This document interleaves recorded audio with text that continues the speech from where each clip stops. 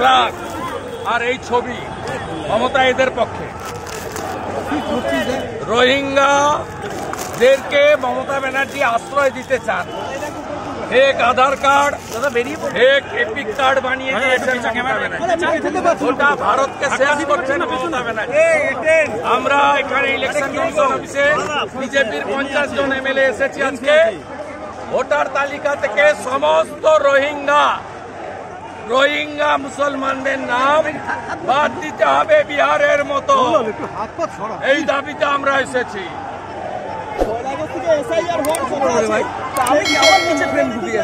কবে করবে election commission? বিহারে যা করেছে এখানে করতে হবে।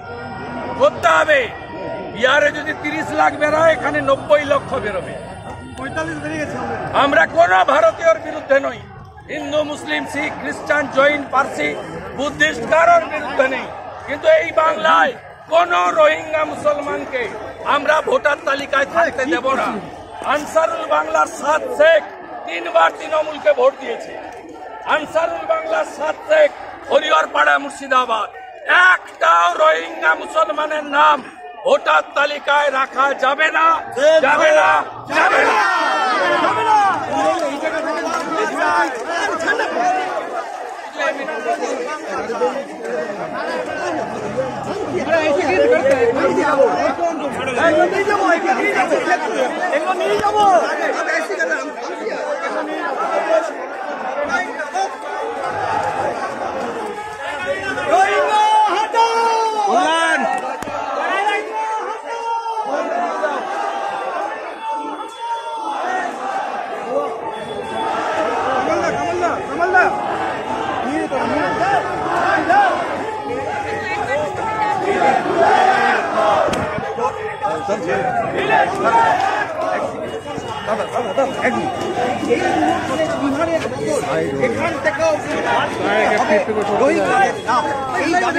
মমতা হাঁটছে রোহিঙ্গা মুসলমানদের সাপোর্ট করে, আর আমরা এসেছি, আমরা মিছিল করে এসেছি রোহিঙ্গা মুসলমানদের না ভোটার লিস্টে বাদ দিতে।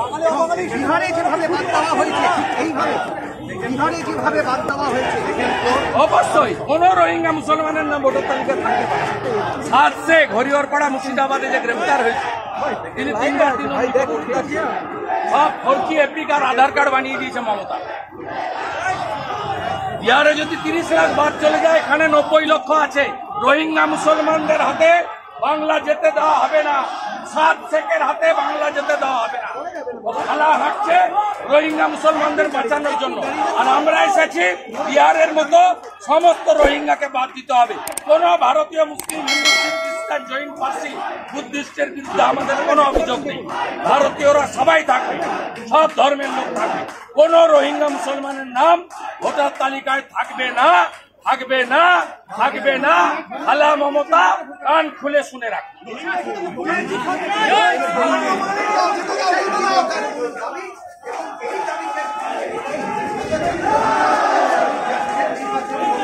আপনারা দেখছেন 24 ঘন্টা ইন্ডিয়া টিভি, সর্বদা সবার পাশে, সবার মাঝে। আজ এ পর্যন্ত।